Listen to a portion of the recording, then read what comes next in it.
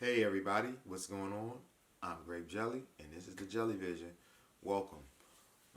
Today this video is going to be about the DIY type of situation. If you're a filmmaker, photographer, you like cameras, just a hobby, anything, if you're into these cameras, and it's not just you, not into just a point and shoot camera, and even still, point and shoot cameras, they kind of break. So right now, this is a troubleshooting video. I'm here today because I've been watching a lot of YouTube videos, getting a lot of good input from that, and I've just been elevating, and so I want to give back as well. And I may not be the most technical guy, but I've been doing this for quite a while, and so it's really about the 50 millimeter on my first DSLR, which is I'm very proud of this, and it's like most cameras won't even work if the battery part falls off. This thing right here it rolls.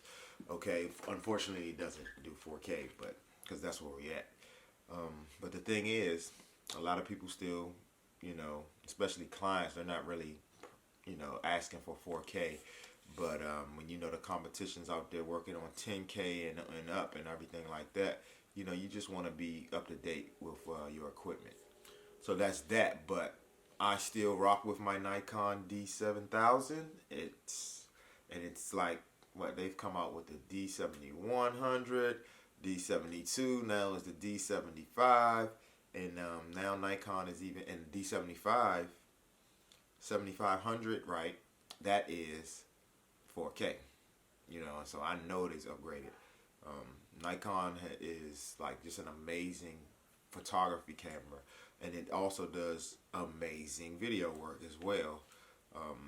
This camera was limited once I got more into it, far as my frame rates and when to go 60p and things of that nature, even 30. So I think the highest this goes up is the 29 or maybe just 24, but still you get some good shots with this.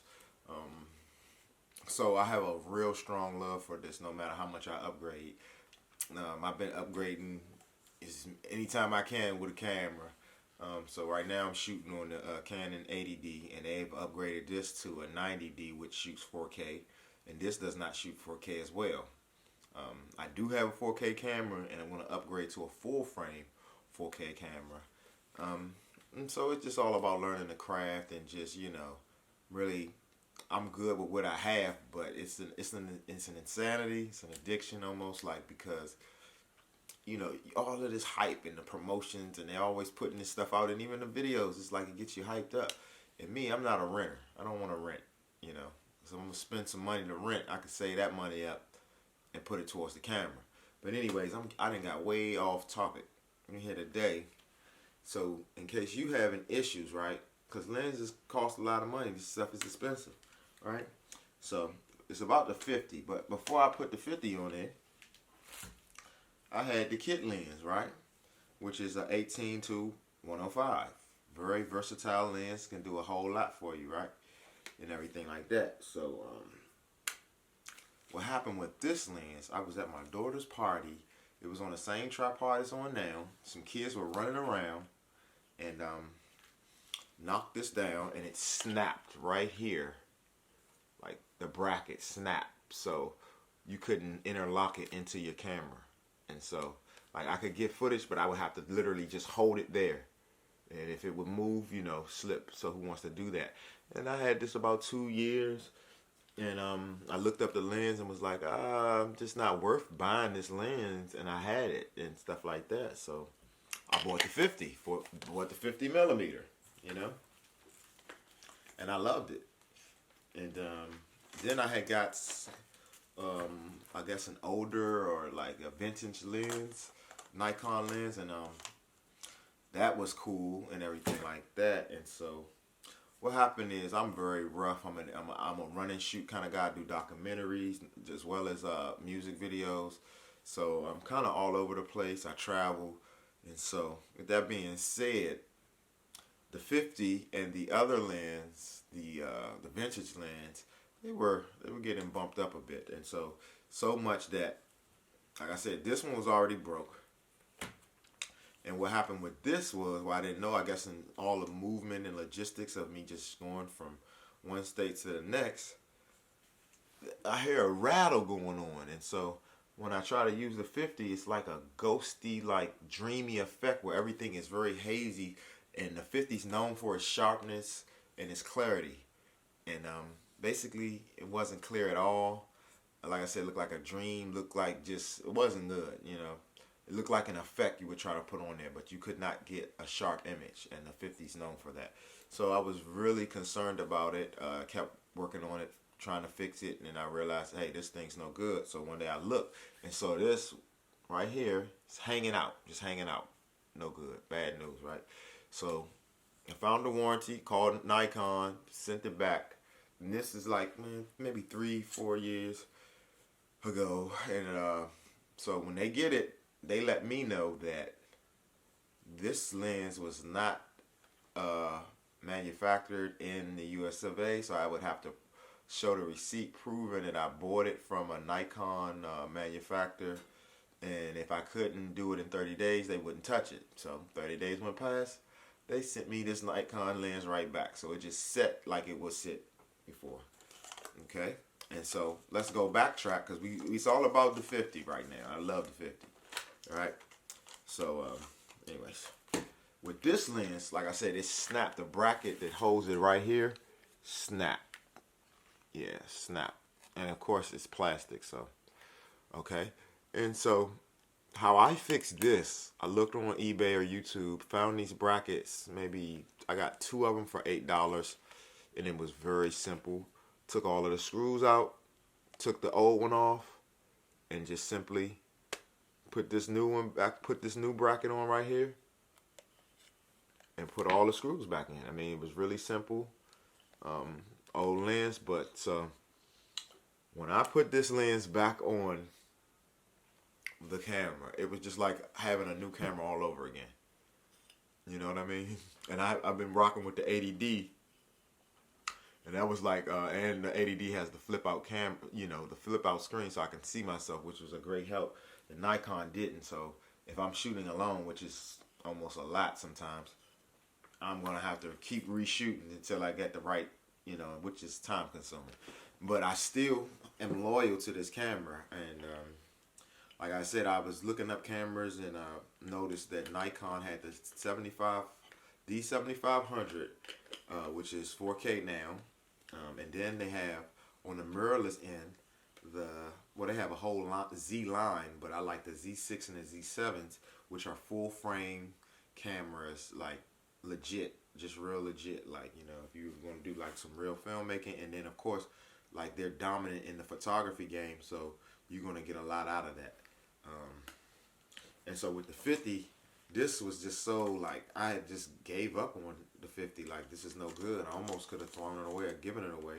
And one day, I don't know, I would look on YouTube and I didn't see this. So this is why I'm really making this video, because on YouTube, there was nothing about a loose aperture on the inside, I guess. But the whole inner lens was just shaky, no good. It wouldn't stay in focus, but it was loose on the inside. So with this one, it was really simple.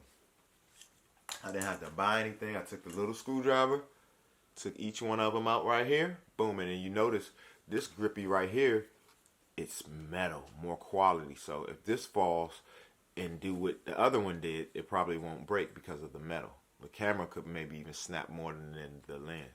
But anyways, we don't want any of that to happen.